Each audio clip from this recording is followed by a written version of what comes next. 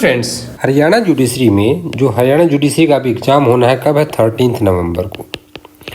अगर हमने पिछले वीडियोज़ में बात की थी कि किस तरह से डिस्ट्रीब्यूशन है, देखिए CPC, CrPC, IPC and Indian evidence act ये आपके मेजर लॉ कैटेगरी में आते हैं, जबकि आपका कॉन्ट्रैक्ट, आपका एसआरए, सोगा और हमारे लोकल लॉज ये सब माइनर लॉ में उसमें आते हैं।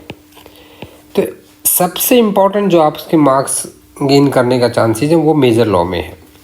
सीआरपीसी का हमने पूरा 6 वीडियोज़ में 6 पार्ट्स में डिस्कशन किया है। और देखिए क्विक रिवीजन ऐसा नहीं किया हम लोगों ने कि जस्ट इम्पॉर्टेंट सेक्शन बता दिए हैं। ये जनरली वीडियोज़ उसमें क्या रहता है कि आपको इंडेक्स बेस बता दिया, but we try to find out the direct language कि उसमें से क्वेश्चन कहाँ से बनेगा। इसी वजह से ये क्विक रिवीजन नहीं, थोड़ा सा रिवीजन ही कहना इसको ज़्यादा सही रहेगा। इंडियन एविडेंस एक्ट की भी सीरीज़ कंप्लीट हो गई है।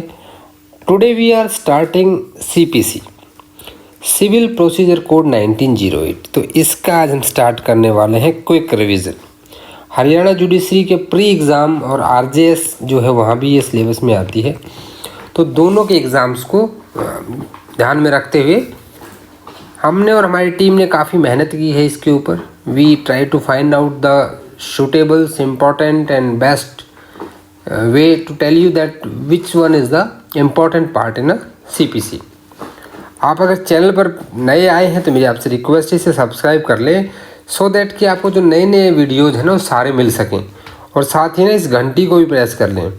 इसको प्रेस करने से नोटिफिकेशन ऑन हो जाएगा और आपको क्या रहेगा, जो भी नया वीडियो अपडेट होगा उसका तुरंत आपको पता लगेगा और आपके एग्ज़ाम में आपकी बहुत हेल्प होने वाली है।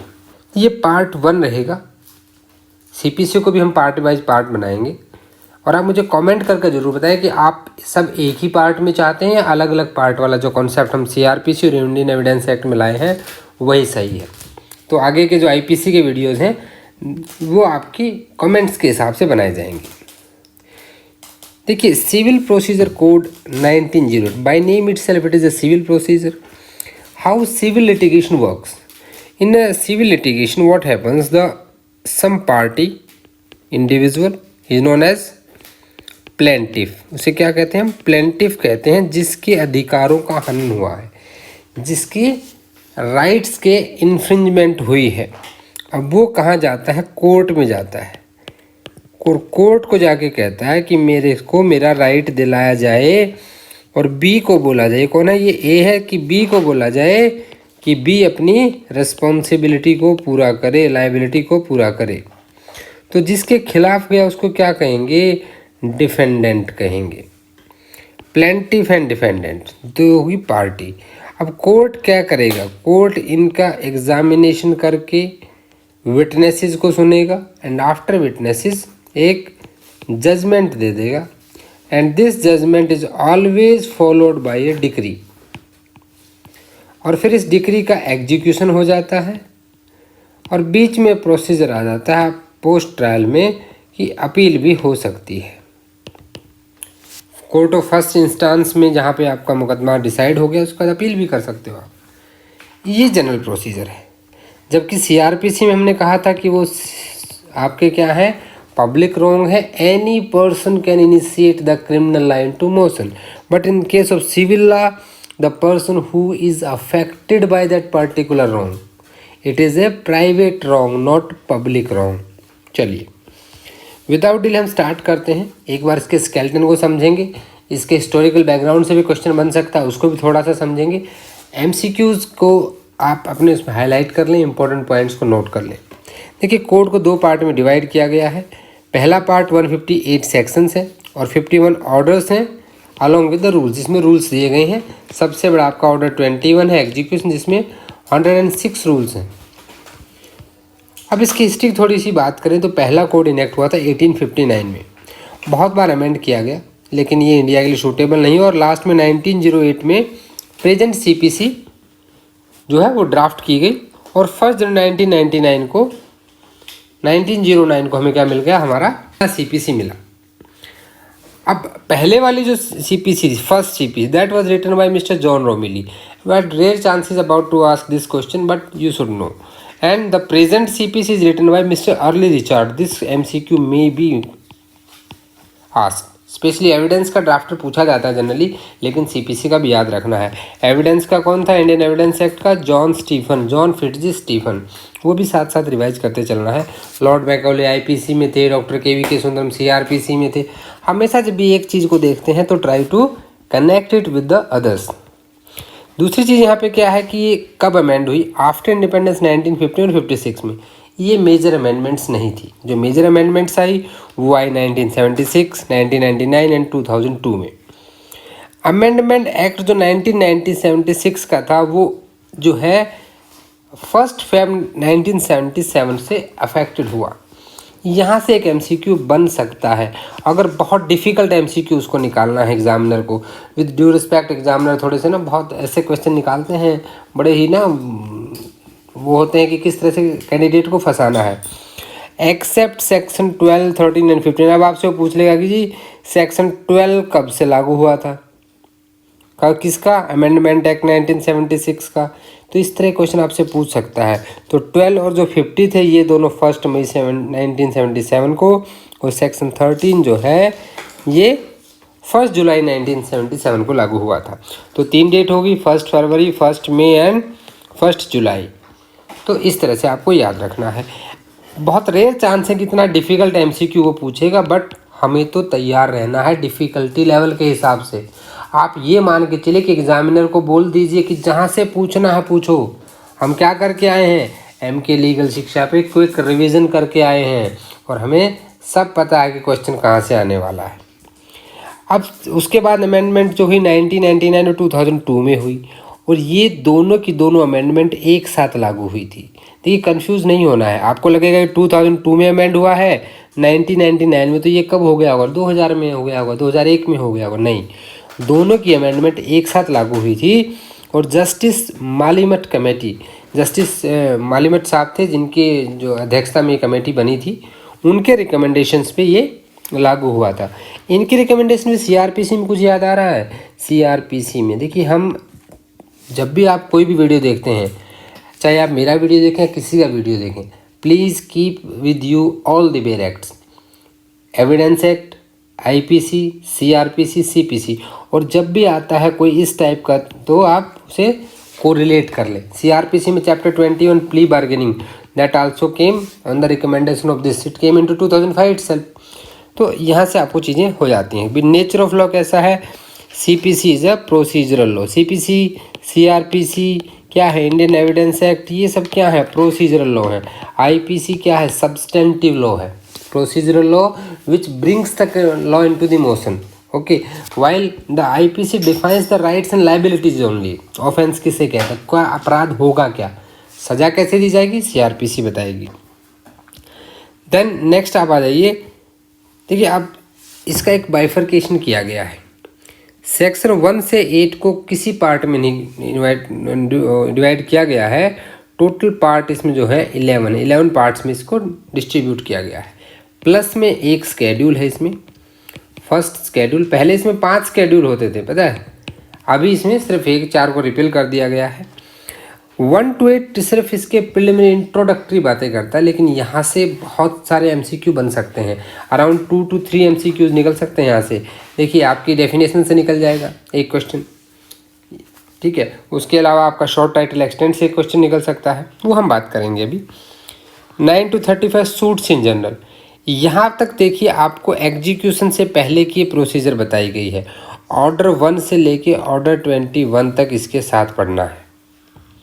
ऑर्डर 1 से ऑर्डर 20 तक, बोले 20 तक आपको पढ़ना है पार्ट 1 के साथ। ऑर्डर 21 को पढ़ना है पार्ट 2 के साथ।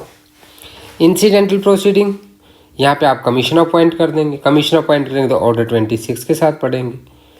Suits in particular cases, special cases, order 36। Special proceedings, supplement proceedings, appeals आपके ऑर्डर 41, 42, 43, 44, 45 सुप्रीम कोर्ट में appeal. Then reference review revision, तो वहाँ पे आप देखेंगे तो रेफरेंस और रिव्यू के लिए ऑर्डर दिया गया है। 46 एंड 47 रिवीजन के लिए नहीं है। और सीआरपीसी में क्या नहीं होता है? रिव्यू नहीं होता है, सिर्फ रेफरेंस और रिवीजन होता है। फिर कुछ स्पेशल प्रोविज़न दिए गए हैं रिलेटिंग टू हाई कोर्ट। फिर रूल मेकिंग पावर, देखिए जो सेक्शन है आपके 158, इन सेक्शंस को सिर्फ लेजिस्लेचर अमेंड कर सकती है, बट जो 51 ऑर्डर्स के साथ में आपको रूल दिए गए हैं rules, those rules can be amended by the high court. ये पावर कहाँ मिलती है? 121, 121 से 131 तक रूल्स की पावर है। 132 से 158 मिसलेनियस, जहाँ पे इनहेरेंट पावर काफ़ी इंपॉर्टेंट हो जाती है। 148 ए में देखेंगे हम कैविएट के बारे में, 148 देखेंगे टाइम लिमिट कैसे इनलार्ज का साथ करता है। 138 में देखेंगे हाई कोर्ट की power to record the evidence in the language English, जिसको हम CRPC का 272 और आपका कॉन्स्टिट्यूशन ऑफ इंडिया के साथ 348 के साथ में पढ़ेंगे। उसके बाद 51 ऑर्डर्स हैं, इन ऑर्डर्स के बारे में भी हम बात करेंगे अच्छे से। तो देखिए अभी हम आज के इस वीडियो का मैं बता देता हूं कि हमारा ये पार्ट 1 है। आज हम सेक्शन 1 से लेकर के सेक्शन 35B तक पढ़ेंगे और इसके साथ साथ में हम करने वाले हैं ऑर्डर 1 से लेकर के we will try to cover order 20। Not sure, क्योंकि मैं किसी इंपॉर्टेंट चीज़ को छोड़ना नहीं चाहता हूँ।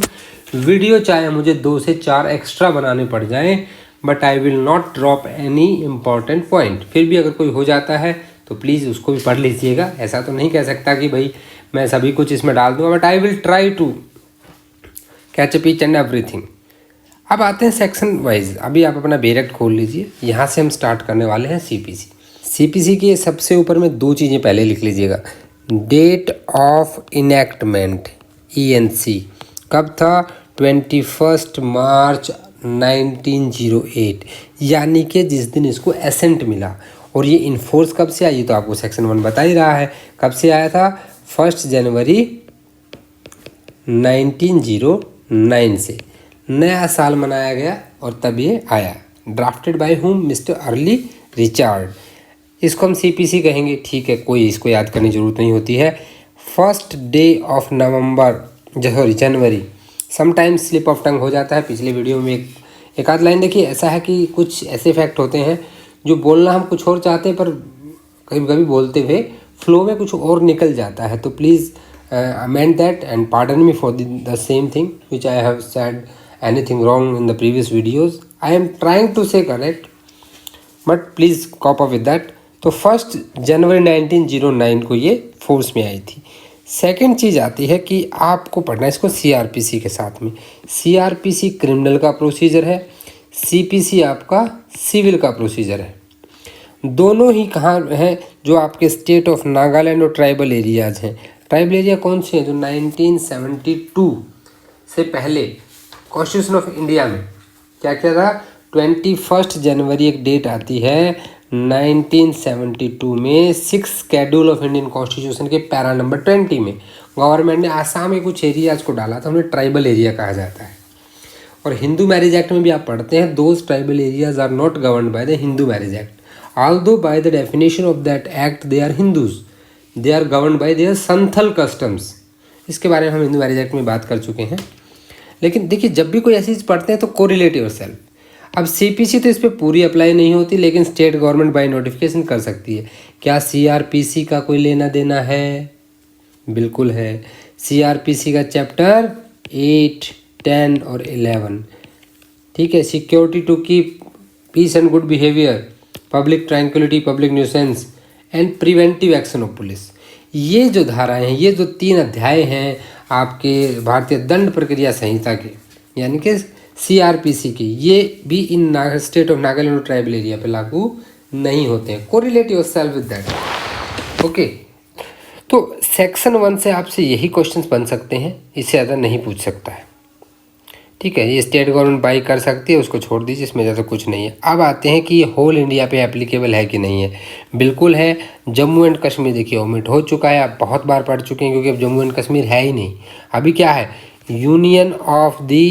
Union territory of Jammu and Kashmir and union territory of Ladakh, vide Jammu and Kashmir reorganisation act 2019 में भारतीय सरकार ने कश्मीर के मुद्दे को लगभग ख़त्म कर दिया है।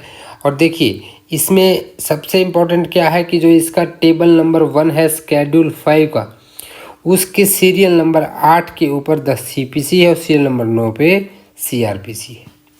अब ये कहते हैं कि भाई अब आप यहाँ पे रिपेल कर दीजिए, clause A of sub section 3 of section 1 shall be omitted. अब ये होल इंडिया पे लागू होगी। अब ये तो हो गया सेक्शन 1। अब आप सेक्शन 2 देख चुके हैं, ये काफ़ी इंपॉर्टेंट है। यहाँ पे कई सारी डेफिनेशंस दे रखी है, अराउंड 20 डेफिनेशंस टोटल हैं। टोटल तो 22 हैं क्योंकि 7 में 2 डेफिनेशन एक्स्ट्रा भी हैं। यहाँ पे आपकी किसके बारे में है, हाई कोर्ट और इंडिया की डेफिनेशन वहाँ पे दी गई है, जो यहाँ बात नहीं की गई है। ये टोटल डेफिनेशंस आपकी बनती हैं। अब डेफिनेशन से क्वेश्चन कैसे बनेगा, देखिए कोड है, इसको छोड़ दीजिए, कोई ज़रूरत नहीं है याद करने की। सबसे most important degree, most important हम डिस्कस भी करेंगे। डिग्री होल्डर ठीक है, पता होना चाहिए। डिस्ट्रिक्ट जरूरी नहीं है। Foreign court, foreign judgment, index base पता होना चाहिए। गवर्नमेंट प्लीडर 7 के साथ में 7A में आपका आता है High Court, that specially refers to Andaman Nicobar, and 7B में आता है इंडिया। और इंडिया कहाँ डिफाइन है, सेक्शन 2 सब सेक्शन F में, section 18 of IPC, constitution of India article 1, Indian evidence act section 3। ऐसे ना लिख लीजिए साथ साथ में। 2-8 जज, इंडेक्स बेस्ड इंपॉर्टेंट है। जजमेंट ये आपका इंपॉर्टेंट है। एक्सप्लेनेटरी, देखिए मैं इंपॉर्टेंट उनको बता रहा हूँ जो कि आपके इंपॉर्टेंट है फुल एक्सप्लेनेशन के साथ में। जजमेंट डेटर पता होना चाहिए आपको। Index based and also as good as your explanation, दोनों में इंपॉर्टेंट आता है। सेम मैसने प्रॉफिट इंपॉर्टेंट है। मूवल प्रॉपर्टी ऑर्डर इंपॉर्टेंट है। Okay, then your rest all not are not that much. 2000 पढ़ जा जरूर है एक बार, सबको वन टाइम स्टडी सभी का करना है। बट अगर आप देखेंगे ना तो आपकी डेफिनेशंस में बात करूँ तो यहाँ पे 1, 2, 3, 4 और 5, सिर्फ 5 डेफिनेशन जिनके बारे में आपको अच्छे से पता होना चाहिए। बाकी भी हम ज़्यादा डिस्कस करेंगे भी नहीं, लेकिन इंडेक्स बेस सारी याद करनी है। अपनी अपनी ट्रिक होती हैं, जैसे 1C है, 3D है, ठीक है, अल्फ़ाबेटिकल ऑर्डर में है ये आप देखेंगे तो। देयर आर 2F, ठीक है, then J, 3J, 1L, 2M, O, PP, RSS। इस तरह से आप इसको याद कर सकते हैं। अल्फ़ाबेटिकल ऑर्डर में सारी की सारी डेफिनेशंस हैं। अभी कोड को हमने छोड़ दिया, इंपॉर्टेंट वाली सभी पे हम डिस्कशन करने वाले हैं। सबसे पहले हम डिक्री पे आते हैं। डिक्री से आपके बहुत सारे क्वेश्चंस बनते हैं। 1 को तो आपने छोड़ ही दिया है। डिक्री किसे कहते हैं, देखिए डिक्री क्या होती है, इट इज़ एन एडजुडिकेशन, एक न्यायिक निर्णय है किसी न्यायालय का। The formal expression of an adjudication, किसी एडजुडिकेशन का formal expression with so far as regard the court expressing it conclusively determines the rights of party, जहाँ पार्टीज के अधिकारों को क्या किया गया हो, कॉन्क्लूसिवली डिटरमाइन किया गया हो विद रिगार्ड टू ऑल, और या तो सभी के बारे में या उनमें से कोई एक मैटर जो कंट्रोवर्सी में है। भाई 4 या 5 मुद्दे थे, लेकर 4-5 चीज़ों को लेकर लड़ाई थी, उनमें से 2 डिसाइड कर दी, 1 डिसाइड कर दी, तो वो भी आपकी क्या डिक्री की डेफिनेशन में आएगा। It may be either preliminary और फाइनल। प्रिलिमिनरी कब होती है, when there something left to decide into the case. कभी भी सारे कॉज ऑफ एक्शन जो आपने फ्रेम किए हैं वो सभी के सभी पे आपने डिसीजन ना दिया हो। इट सेल इंक्लूड, अब आपसे देखिए नाउ रिमेंबर, अब जो मैं बताने जा रहा हूँ please please please please give full concentration. Now we are talking, आपसे पूछ लिया what is deemed decree, what is deemed decree. Deemed decree किसे कहते हैं, यू गेट कन्फ्यूज्ड, यार ये डीम्ड डिक्री कहाँ से पूछ लिया, तो कहीं पढ़ा ही नहीं हमने, ठीक है। जैसे CRPC में भी इस टाइप की चीज़ें आती हैं, क्रिप्टो FIR, यार ये कहाँ से आ गई क्रिप्टो FIR। 0 FIR ये भी BR एक्ट में नहीं थी, CRPC में तो FIR ही नहीं है, सिर्फ 207 में बता रखा है, आपने बताया था, MK लीगल शिक्षा वाले सर ने बताया था कि 154 में तो FIR डिफाइन ही नहीं है, सिर्फ वर्ड यूज हुआ, वो भी 207 में यूज हुआ है। नहीं, आपको इन चीज़ों के बारे में पता होना चाहिए, सब कुछ BR एक्ट में नहीं है, ठीक है। तो वैसे डीम्ड डिक्री होती है, देखिए इंटरप्रिटेशन होते हैं, it shall be deemed to.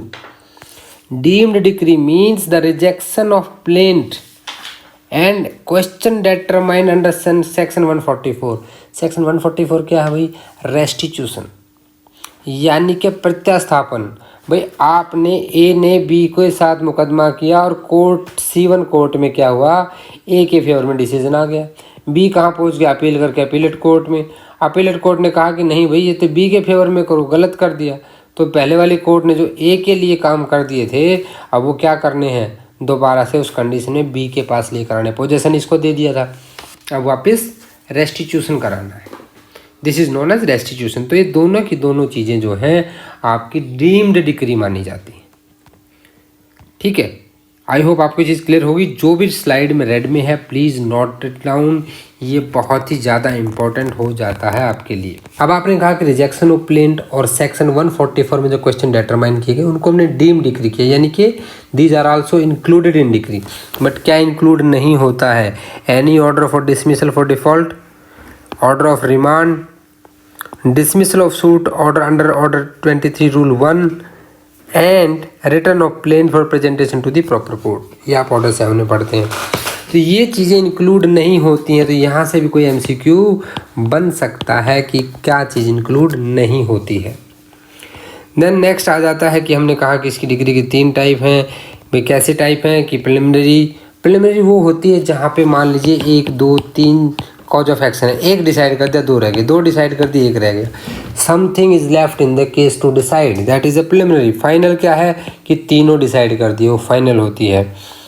Partly preliminary या पार्टली फाइनल क्या होता है, देखिए जब कभी ए ने मुकदमा किया बी के ऊपर कि मुझे पोजेशन दिलाया जाए इस घर का, और कोर्ट ने कहा कि ठीक है पोजेशन तुम्हें दे दिया। डिस्प्यूट क्या था, पोजेशन का, और पोजेशन कोर्ट ने दे दिया, it means decided, matter decided. लेकिन समथिंग लेफ्ट, क्या बच गया, मैसने प्रॉफिट बच गया। जो रॉन्गफुल पोजीशन से मैसने प्रॉफिट था वो यहाँ पे बच गया है। उसके लिए एक इंक्वायरी कराई जाएगी, कमीशन अपॉइंट किया जाएगा। यानी केस में जो मांगा गया था रिलीफ वो तो दे दिया, but something extra is also given, फिर भी कुछ बच गया है, जैसे मैसने प्रॉफिट होना है। ठीक है, तो ऐसे केसेस को क्या कहते हैं, partly preliminary and partly final decree कहा जाता है, जो कि फाइनल भी है और कुछ बचा भी है वहाँ पे। आई होप आपको डिग्री अच्छे से क्लियर होगी फ्रेंड्स। इसकी सिर्फ बेयर एक्ट लैंग्वेज को 3 से 4 बार आपको पढ़ना है और ऑब्जर्व करना है अच्छे से। अभी हम लोग बेयर एक्ट से बात करेंगे, और अपना बेयर एक्ट ओपन कर लीजिए। देखिए डिग्री के आपने अच्छे से समझा, मैंने इसको स्लाइड में इसलिए समझा है कि ज़्यादा इंपॉर्टेंट होते हैं। अब सेल नॉट इंक्लूड में हमने बात कर ली कि जो अपीलेबल ऑर्डर होते हैं वो भी नहीं होते हैं। अपीलेबल ऑर्डर कहाँ पढ़ते हो आप, सेक्शन 104 में और ऑर्डर 43 में। डिसमिसल ऑफ फॉर डिफ़ॉल्ट हमने बात करी ली। अब आते हैं कि डिक्री होल्डर क्या होता है। देखिए डिक्री होल्डर का मतलब होता है जिसके फेवर में डिक्री चली जाती है, वो डिक्री होल्डर है। Who is going to enjoy the fruits of that decree is a decree holder. And और एक वर्ड यूज हुआ है यहाँ, फिर इसके बाद कह रहा है कि an order capable of execution has been made, कि जिसके फेवर में एक ऐसा आदेश पारित किया गया है जो एग्जीक्यूट किया जा सकता है। 4 में डिस्ट्रिक्ट आता है। ठीक है, अब ज़्यादा इंपॉर्टेंट बिल्कुल नहीं, छोड़ दीजिए। 5 आता है फॉरेन कोर्ट। फॉरेन कोर्ट के साथ आपको क्या क्या पढ़ना है, देखिए सेक्शन 13 एंड सेक्शन 14 ये दोनों ही फॉरेन जजमेंट की बात करते हैं, और यहाँ पे 5 और 6 है। क्वेश्चन कभी कभी क्या पूछा जाता है, हमारा टारगेट है एमसीक्यू बेस्ड क्वेश्चन। ये पूछा जाता है कि अगर कोई केस पेंडिंग है फॉरेन कोर्ट में, कहाँ पे, फॉरेन कोर्ट में कोई केस पेंडिंग है, तो क्या इंडियन कोर्ट वो मुकदमा चला सकती हैं कि नहीं चला सकती। Is that particular suit which is pending in the court of some foreign court, then does it preclude the Indian court to try that suit. No, वो प्रिक्लूड नहीं करती हैं।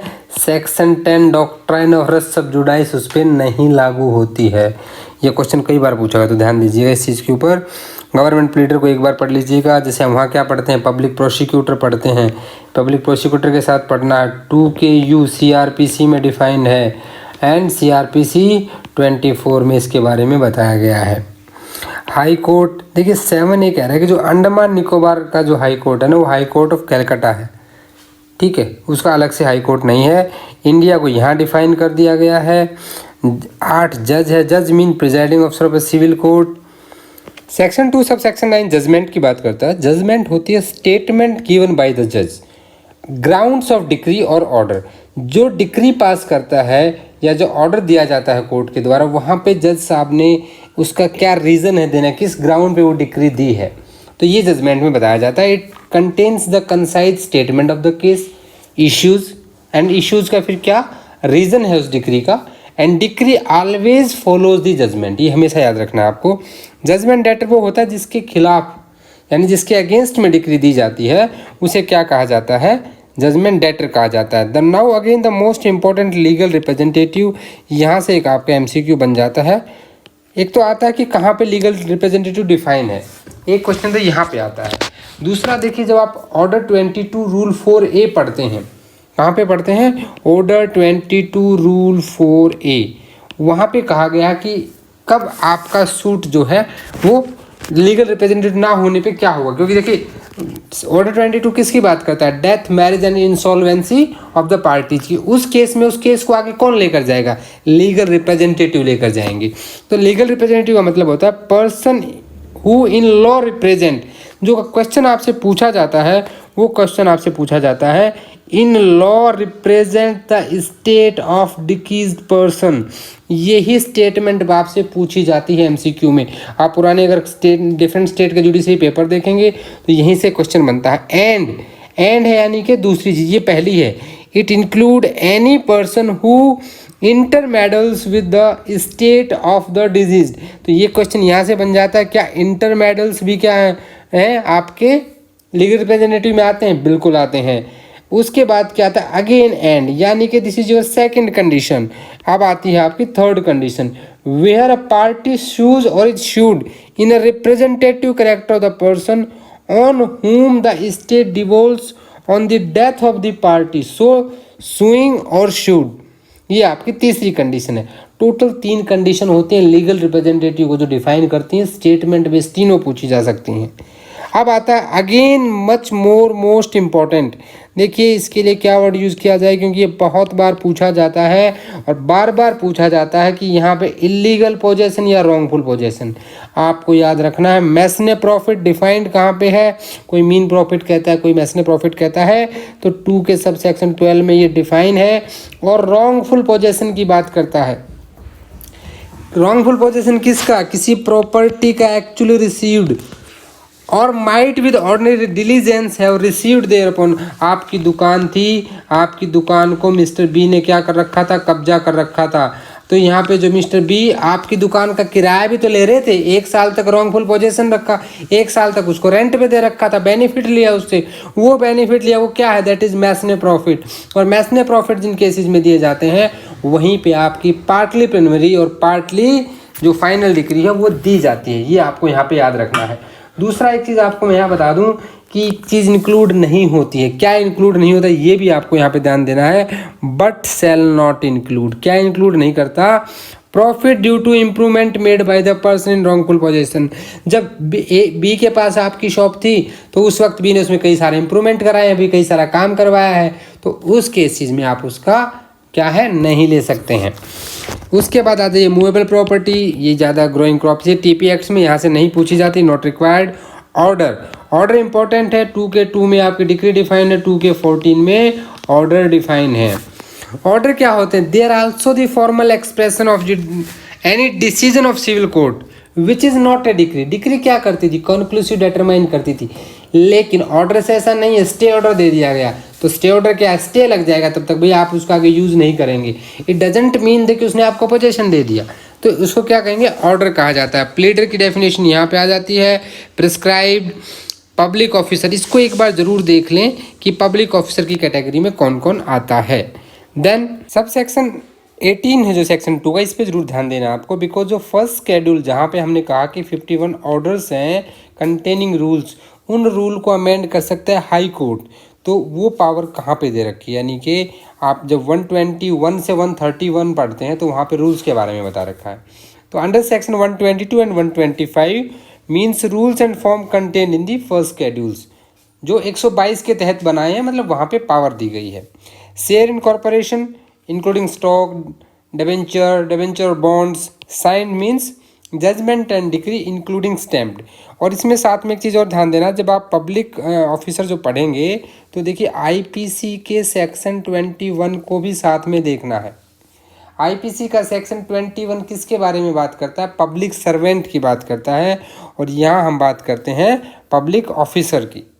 ठीक है। पब्लिक ऑफिसर और पब्लिक सर्वेंट में ज़्यादा difference नहीं है, आप थोड़ा बहुत दोनों में अगर कंपैरिजन करके पढ़ेंगे तो आपको इजीली ज़्यादा दोनों इंपॉर्टेंट है। अब आते हैं सब सेक्शन 3 पे, sorry section 3 not sub section. Section 3 of CBC आपको सबऑर्डिनेशन बताता है, nothing else. Compare with CrPC section 6 classes of criminal codes. ये क्या कह रहा है कि भाई डिस्ट्रिक्ट कोर्ट जो है वो किसके सबऑर्डिनेट होगा, हाई कोर्ट के सबऑर्डिनेशन में होगा। और जो every civil court of grade inferior to, इसके नीचे जो होंगी आपकी सिविल कोर्ट जूनियर डिवीजन और सिविल कोर्ट सीनियर डिवीजन्स, वो सिविल कोर्ट इसके नीचे होंगी, ठीक है। और जो कोर्ट ऑफ स्मॉल कॉज है वो क्या है, वो भी आपके डिस्ट्रिक्ट कोर्ट के सबऑर्डिनेशन में आएंगी। क्योंकि देखिए court of small cause is subordinate to high court and district court. कहीं कहीं डाउट हो जाता है कि यह जो अदर कोर्ट्स हैं क्या उनके सबऑर्डिनेशन में आती है, नहीं, they are subordinate to the district court and high court. मैं बात करूँ स्मॉल कॉज कोर्ट्स की। अब स्मॉल कॉज कोर्ट को हम कहाँ पढ़ते हैं, सेक्शन 7 और 8 में पढ़ते हैं। सेक्शन 4 इज नथिंग, सेविंग की बात करता है कि ये जो स्पेशल लॉ है वो प्रिवेल होगा, ना कि यहाँ पे आपका सीपीसी प्रिवेल होगी। रेवेन्यू कोर्ट, देखिए यहाँ पे रेवेन्यू कोर्ट के ऊपर इसकी एप्लीकेबिलिटी बताई गई है। रेवेन्यू कोर्ट जो are governed by the provision of this code in those matter proceeding upon which any special enactment applicable to them is silent. देखिए मान लीजिए रेवेन्यू कोर्ट के ऊपर कोई अलग से एक्ट बनाया, लोकल एक्ट बनाया किसी भी स्टेट का, तो वहाँ पे अगर वो एक्ट साइलेंट है तो सीपीसी अप्लाई होगी, अदरवाइज रेवेन्यू कोर्ट सीपीसी से गवर्न नहीं होंगी। ये इतना आप याद रखिए। इसमें पेक्यूनियरी क्या होता है कि ये आर्थिक से संबंधित बात कर रहा है, पैसों से संबंधित बात कर रहा है। जब आप प्लेंट देते हैं तो प्लेंट की एक एस्टिमेटेड वैल्यू देते हैं और उसके बेस पे आपको कोर्ट फी देनी होती है। और पेक्यूनियरी वैल्यू के हिसाब से ही हाई कोर्ट जो एक सेट ऑफ रूल बनाता है कि किस कोर्ट का जुरिडिक्शन कितने तक है। बहुत रिसेंट में हमने डिस्कस किया था अपने चैनल पे जूही चावला वाला केस, तो उनके ऊपर जो 20 लाख का फाइन लगा था, कोर्ट फीस भी उससे के साथ उनको देनी थी 1,95,000। तो वो किसके ऊपर फीस थी, वो उनकी प्लेंट की वैल्यू के ऊपर थी। ओके, तो पेक्यूनियरी जुरिडिक्शन जो है, जब तक भाई कोई भी कोर्ट के अंदर पेक्यूनियरी जुरिडिक्शन में अगर आपका मुकदमा नहीं आता है तो आप वहाँ फाइल नहीं कर सकते हैं। प्रोविनेंशियल, देखिए अंग्रेजों के टाइम पे ना इंडिया को 2 तरह से डिवाइड किया जाता था। एक प्रोविनेंशियल एरिया होते थे और बड़े वाले जो होते थे वो प्रेसिडेंसीज एरिया होते थे। जैसे प्रेसिडेंसी टाउन होते, बॉम्बे था, कलकत्ता था, मद्रास था। तो प्रोविनेंशियल पहले आता है, स्मॉल एरिया पहले आता है, बड़ा एरिया बाद में आता है। प्रोविनेंशियल स्मॉल कोज कोर्ट दिए गए ऑर्डर 7 में, सॉरी रूल 7 में, और इसके साथ हम पढ़ते हैं ऑर्डर आपका 50। Then your presidency small cause court दिए गए हैं सेक्शन 8 और ऑर्डर 51 में। इतना ही याद रखिए, एग्जाम में इससे ज़्यादा क्वेश्चन नहीं पूछे जाते हैं। फिर आ जाते हैं हमारे फर्स्ट पार्ट पे, suits in general, section 9 to section 35B। ठीक है, इसके बारे में सबसे इम्पॉर्टेंट चीज़ कि अगर आपने इसको समझ लिया तो समझिए कि आपने सीपीसी के बेसिक कॉन्सेप्ट को समझ लिया। इसलिए इस वीडियो को आज हम यहीं विराम देंगे।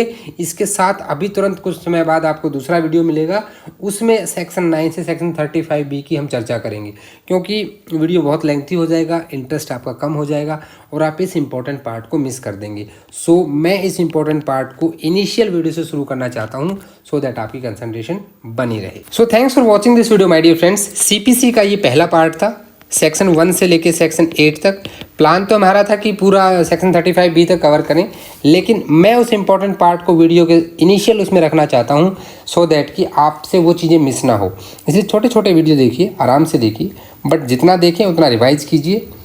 आपको आपके एग्ज़ाम में 110% सक्सेस मिलेगी। वीडियो सीरीज अगर अच्छी लग रही है तो इसे लाइक कर दें। चैनल को सब्सक्राइब नहीं किया तो सब्सक्राइब कर लें, ताकि जो नए नए वीडियोज़ के अपडेट्स आते हैं वो आप तक पहुंचते रहें। और बेल आइकन को दबाना बिल्कुल भी ना भूलें। आप मुझे मेल कर सकते हैं, आप मुझे टेलीग्राम चैनल पर भी ज्वाइन करें, जहाँ पे आपको बहुत सारी इन्फॉर्मेशन अवेलेबल हो जाएगी। वीडियो को लाइक कर दिया तो अपने दोस्तों से शेयर करना भी ना भूलें, और कमेंट करके ज़रूर बताएं कि आपको सीपीसी की जो सीरीज़ हमने शुरू की है कैसी लगी है। और नेक्स्ट वीडियो को मिस नहीं करना है, because section 9 to section 35B actual में एक सिविल मुकदमे की जो इनिशियल से लेकर डिक्री तक की प्रोसेस है वो सारी बताई गई है। And we will read this with order 1 to order 20। और मैं आपको ये भी बताऊंगा कि इन ऑर्डर्स को कैसे याद करना है। तो नेक्स्ट वीडियो में बिल्कुल मिस नहीं करना है। मिलते हैं नेक्स्ट वीडियो में ऑर्डर्स की एक ट्रिक के साथ। तब तक के लिए जय हिंद, जय भारत, टेक केयर।